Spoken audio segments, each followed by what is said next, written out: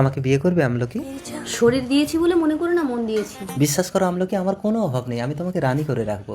আমাকে বিয়ে করার স্বপ্ন ভুলেও দেখো না আবির, বরবাদ হয়ে যাবে। আমলকি, আমি বরবাদ হতে চাই। এই নে তোর টাকা। কি ব্যাপার, আমাকে 1,500 টাকা দিবি বলে ডেকে এনে 200 টাকা দিচ্ছিস? এটাই তোর দাম। ঘুমরো, তোর এত বড় সাহস! ভদ্রভাবে টাকাটা দে ঘুমরো। দাঁড়াও, তোমার 1,500 টাকা আমি দিচ্ছি আমলকি। আবির, এই না, তোকে আমি দেখে নেবো। চল ফোট শালা। থ্যাংক ইউ আবির, টাকাটা আমার ভীষণ দরকার ছিল।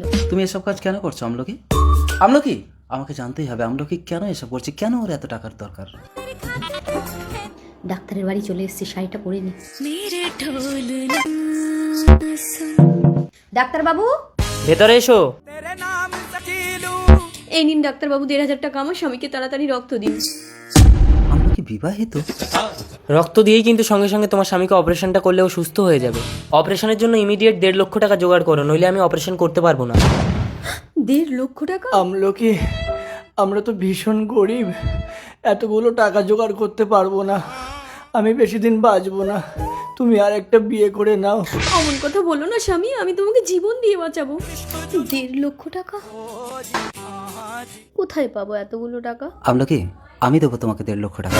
এ কি আবির, তুমি আমার পেছন ছাড়ছো না কেন? আমি তোমাকে বিয়ে করতে পারবো না, আমি বিবাহিত। আমি না জেনে তোমাকে ব্যবহার করেছি, তাই এইটুকু উপকার করে আমাকে আমার পাপের প্রায়শ্চিত্ত করতে দাও আমলকি। আজ থেকে তুমি কোথাও যাবে না, কোনো খারাপ কাজ করবে না, আমি তোমার স্বামীকে সুস্থ করে ঘরে নিয়ে যাব। অপারেশনের পর ধন্যবাদ ডাক্তারবাবু, আমি একদম সুস্থ হয়ে গেছি। এই মানুষটা সময় মতো সহযোগিতা না করলে আমি তোমাকে সুস্থ করতে পারতাম না।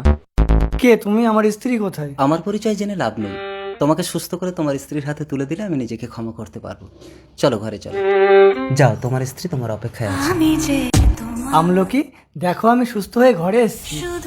আমলকি, আমলকি, আমলকি, আমার আমলকি কথা বলছে না কেন? এ কি, এ তো পয়জন খেয়ে আত্মহত্যা করেছে। চিঠি? প্রিয় স্বামী, আমি না তোমাকে বলেছিলাম আমি জীবন দিয়ে বাঁচাবো? বিশ্বাস করো স্বামী, তোমাকে বাঁচানোর জন্য আমার শরীর বিক্রি করা ছাড়া আর কোনো উপায় ছিল না। তাই আর আমি এঁটো ভোগ ভগবানের সেবায় লাগাতে চাই না স্বামী, আমাকে ক্ষমা করো। আমলকি।